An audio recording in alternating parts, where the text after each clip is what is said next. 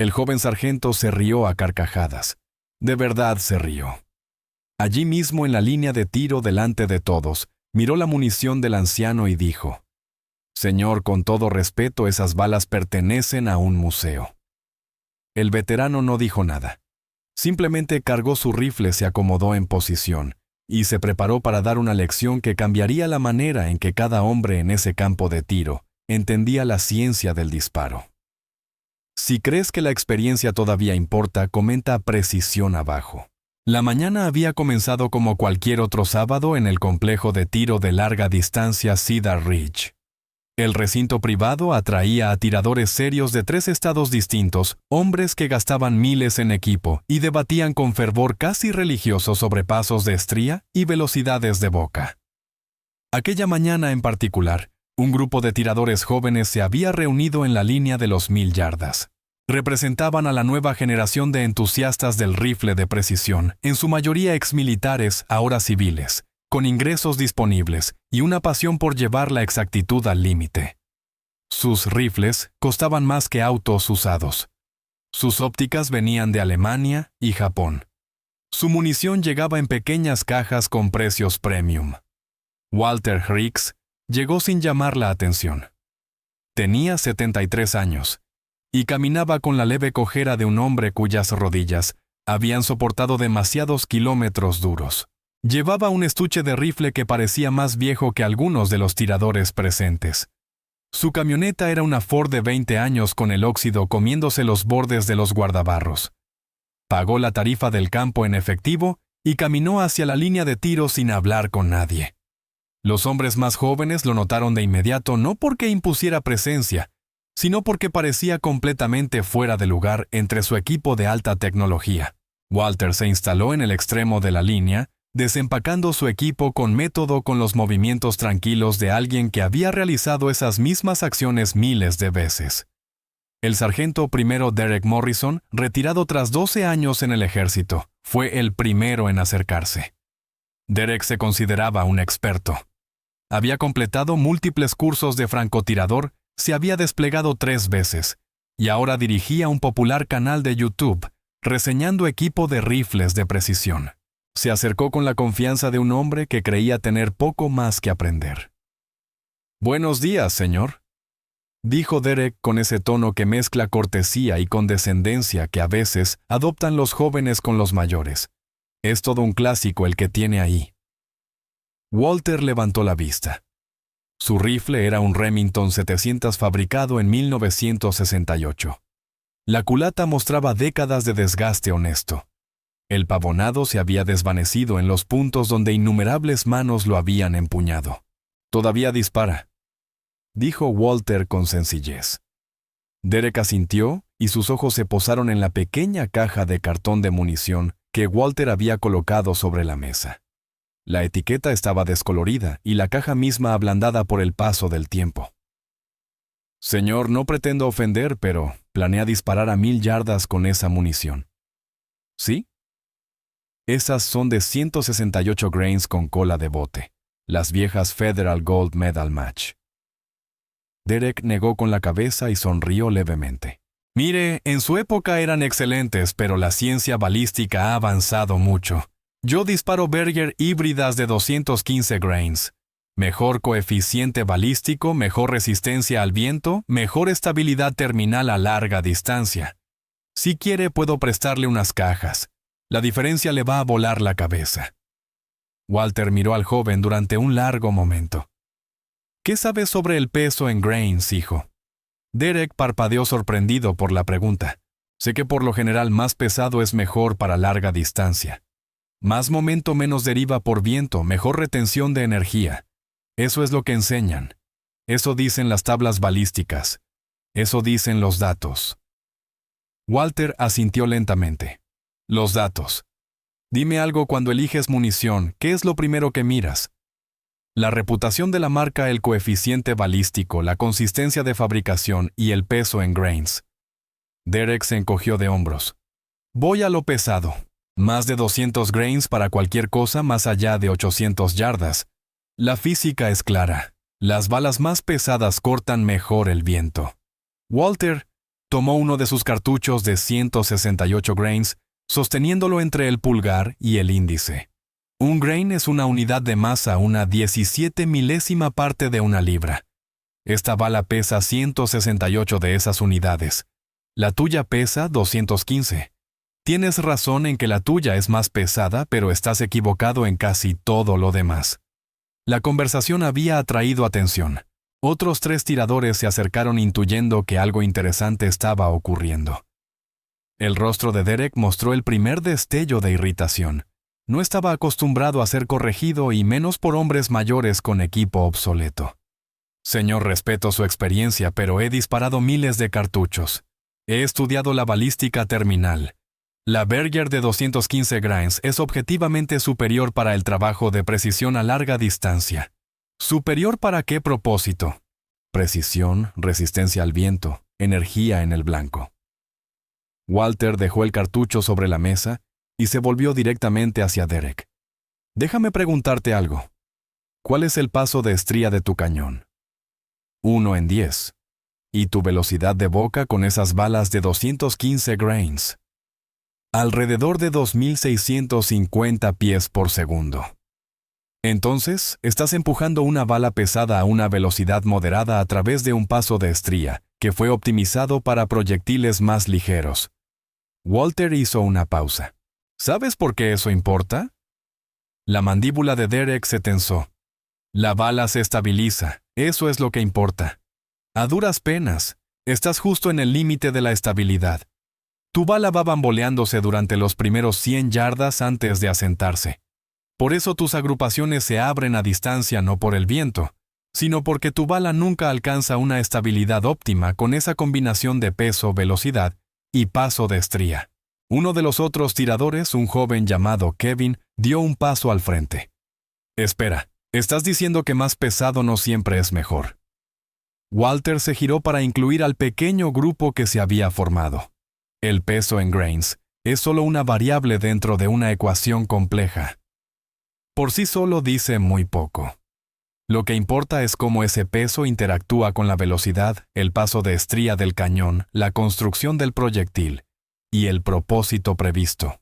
Una bala de 168 grains disparada desde un cañón con paso de estría 1 en 12 a 2.800 pies por segundo puede superar a una de 215 grains disparada desde un 1 en 10 a 2.650 pies por segundo, no porque la bala más ligera sea intrínsecamente mejor, sino porque todo el sistema está optimizado. Derek cruzó los brazos. Eso es teoría. Muéstramelo en papel. Prefiero mostrártelo en acero. El desafío quedó suspendido en el aire.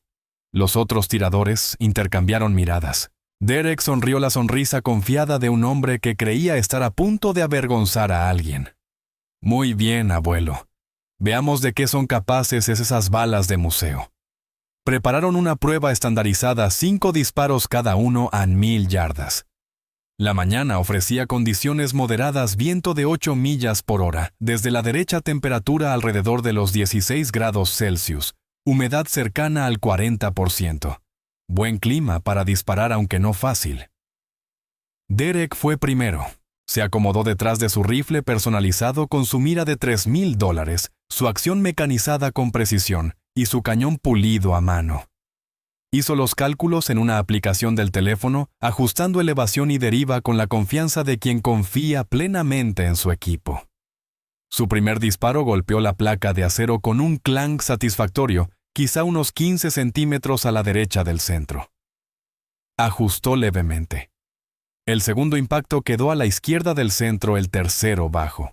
El cuarto y el quinto se agruparon de forma suelta en el cuadrante superior derecho. El viento aumentó, dijo Derek, aunque su voz carecía de convicción. Su agrupación midió aproximadamente 30 centímetros, respetable para 1.000 yardas, pero no excepcional. Walter se acercó a la línea. No llevaba teléfono, ni calculadora balística, ni medidor de viento. Simplemente miró a lo lejos durante un largo momento estudiando la hierba. El espejismo, los movimientos sutiles que indicaban a un ojo experimentado qué estaba haciendo el aire. Luego se acomodó detrás de su rifle de 50 años. Antes de disparar habló. El peso en grains determina el momento, lo que afecta la deriva por viento, pero también determina cuán rápido puedes impulsar una bala manteniendo la precisión. Una bala más ligera puede impulsarse a mayor velocidad, y la velocidad tiene sus propias ventajas. A 2.800 pies por segundo, mi bala de 168 grains pasa menos tiempo en vuelo que tu bala de 215 grains a 2.650 pies por segundo. Menos tiempo de vuelo significa menos tiempo para que el viento actúe sobre el proyectil. Disparó el primer tiro. Impacto en el centro. El coeficiente balístico importa. Sí, tu Berger tiene un coeficiente balístico más alto que mi Sierra Match King, pero el coeficiente balístico es más relevante cuando se comparan balas a velocidades similares. Cuando la velocidad difiere de forma significativa, el tiempo de vuelo se convierte en el factor dominante de la deriva por viento. Segundo disparo, impacto en el centro quizá a unos 5 centímetros del primero. Tu bala de 215 grains tarda aproximadamente 1,47 segundos en llegar al blanco. La mía tarda alrededor de 1,38 segundos. Eso es casi una décima de segundo menos de tiempo de vuelo. Con un viento de 8 millas por hora, esa diferencia se traduce en aproximadamente 5 centímetros menos de desviación. Tercer disparo tocando los dos primeros. Pero aquí está lo que nunca enseñan en los cursos: la estabilidad. El paso de estría de tu cañón fue diseñado para balas de 175 grains. Cuando empujas proyectiles de 215 grains a través de él, le estás pidiendo al rayado que haga más trabajo del que fue optimizado para realizar. La bala termina estabilizándose, pero esa inestabilidad inicial amplifica cada pequeño error de tu sistema. Cuarto disparo. La agrupación se mantuvo cerrada. Los 4 impactos dentro de un espacio que podría cubrirse con el puño de un hombre. El paso de estría de mi rifle fue diseñado para la munición que estoy disparando. La bala sale de la boca completamente estabilizada y permanece estable durante todo su vuelo. Sin bamboleo, sin guiñada inicial. Cada rotación trabaja en armonía con el diseño del proyectil. Quinto disparo. Walter accionó el cerrojo, expulsó el casquillo y se puso de pie. Su agrupación midió menos de 10 centímetros a 1000 yardas. El silencio en la línea de tiro fue absoluto. Derek miró a lo lejos y su expresión pasó de la incredulidad a algo más complejo. Los otros tiradores miraron a Walter con nuevos ojos. Kevin fue el primero en hablar. ¿Cómo aprendiste todo eso? Walter empezó a guardar su equipo. Vietnam de 1969 a 1971, 23 confirmados. El cuerpo de marines no nos dio calculadoras balísticas ni rifles personalizados. Nos dieron M40 y munición de 173 grains y esperaban que entendiéramos nuestras herramientas. Hizo una pausa y miró a Derek. La ciencia no ha cambiado, hijo. Lo que ha cambiado es que la gente confía más en la tecnología que en la comprensión. Compraste la munición más cara porque creíste que caro significaba mejor. Pero nunca te preguntaste por qué tu rifle específico con su paso de estría específico se beneficiaría de ese peso de bala específico. El rostro de Derek se había enrojecido, pero hay que reconocer que su voz sonó humilde. Nunca había pensado en la interacción entre el paso de estría y el peso de la bala. Simplemente asumí que más pesado era mejor para larga distancia. La mayoría de la gente lo hace. Las compañías de munición no anuncian la compatibilidad con el paso de estría porque complica el marketing. Te venden cifras de coeficiente balístico sin explicar que esos números solo importan cuando la bala está correctamente estabilizada. Walter cerró el estuche de su rifle. La Sierra Match King, de 168 grains, que llamaste obsoleta, ganó más competiciones de larga distancia entre 1970 y 2000 que cualquier otra bala en la historia. No porque fuera mágica, sino porque fue diseñada para funcionar perfectamente con los cañones que eran estándar en esa época. Cuando los fabricantes de rifles comenzaron a producir pasos de estría más rápidos, las balas más pesadas se volvieron viables. Pero viable no es lo mismo que óptimo. Otro tirador, un hombre mayor que había estado escuchando en silencio, intervino. ¿Y qué hay de la balística terminal? No llevan las balas más pesadas más energía al blanco. La energía en el impacto es una función de la masa multiplicada por la velocidad al cuadrado dividida por una constante. La velocidad está al cuadrado, la masa no. Mi bala impacta a aproximadamente 1850 pies por segundo. La tuya impacta a unos 1780 pies por segundo. A pesar de ser más ligera, mi bala entrega en realidad una energía comparable, gracias a esa mayor velocidad retenida. Luego se volvió para dirigirse directamente al grupo. No les estoy diciendo que tiren su munición moderna. Les estoy diciendo que la entiendan. Conozcan el paso de estría de su rifle. Sepan cómo ese paso afecta la estabilidad con distintos pesos de bala. Entiendan que el peso en grains es una herramienta, no un trofeo. La bala más pesada no es la mejor bala. La mejor bala es la que funciona de manera óptima con todo su sistema. Derek extendió la mano. Walter se la estrechó. Señor, le debo una disculpa. Vine pensando que iban a ayudarlo, y usted acaba de darme la lección de tiro más valiosa que he recibido en mi vida. No sabías lo que no sabías. Eso no es un defecto de carácter. Es solo inexperiencia. Lo que importa es si aprendes. La noticia se difundió rápidamente por el campo de tiro esa mañana.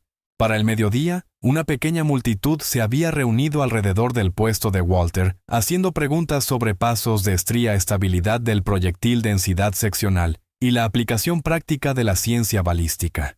El anciano respondió cada pregunta con paciencia y precisión, dibujando diagramas en la tierra, usando las manos para ilustrar el concepto de estabilidad giroscópica y explicando cómo el centro de gravedad de una bala en relación con su centro de presión determinaba sus características de vuelo. Para Derek, la lección fue más allá de la elección de munición. Esa misma noche investigó todo lo que Walter había explicado. Descubrió que el paso de estría 1 en 10 de su rifle era efectivamente marginal para balas de 215 grains y óptimo para proyectiles en el rango de 175 a 185 grains. Encargó una caja de munición de 175 grains y regresó al campo de tiro el fin de semana siguiente. Sus agrupaciones se cerraron en un 40%. Publicó un video sobre la experiencia. Lo tituló El francotirador de Vietnam, que me humilló, y dio todo el crédito a los principios que Walter había explicado. El video se volvió viral dentro de la comunidad de tiro de precisión. De repente, tiradores de todo el país comenzaron a examinar la relación entre el paso de estría de sus cañones y sus selecciones de munición. Walter nunca vio el video. No tenía computadora ni ningún interés en las redes sociales. Continuó visitando el campo de tiro cada sábado por la mañana, disparando la misma munición con el mismo rifle, demostrando que la maestría no proviene de comprar mejor equipo, sino de comprender el equipo que ya tienes. Los jóvenes tiradores que antes se habían reído de su equipo anticuado ahora lo buscaban. Traían cuadernos. Hacían preguntas. Escuchaban. Y poco a poco aprendieron que la ciencia del tiro de precisión no había cambiado en 50 años. Solo el envoltorio se había vuelto más elegante. El peso en grains importa, pero importa como parte de un sistema, no de forma aislada. El veterano que aprendió esta verdad en las junglas de Vietnam la llevó consigo durante medio siglo, esperando el momento en que alguien fuera lo suficientemente humilde para escuchar. Ese momento llegó una mañana de sábado en Cedar Ridge, cuando un viejo francotirador con balas obsoletas enseñó a una nueva generación que la precisión no se compra, se comprende.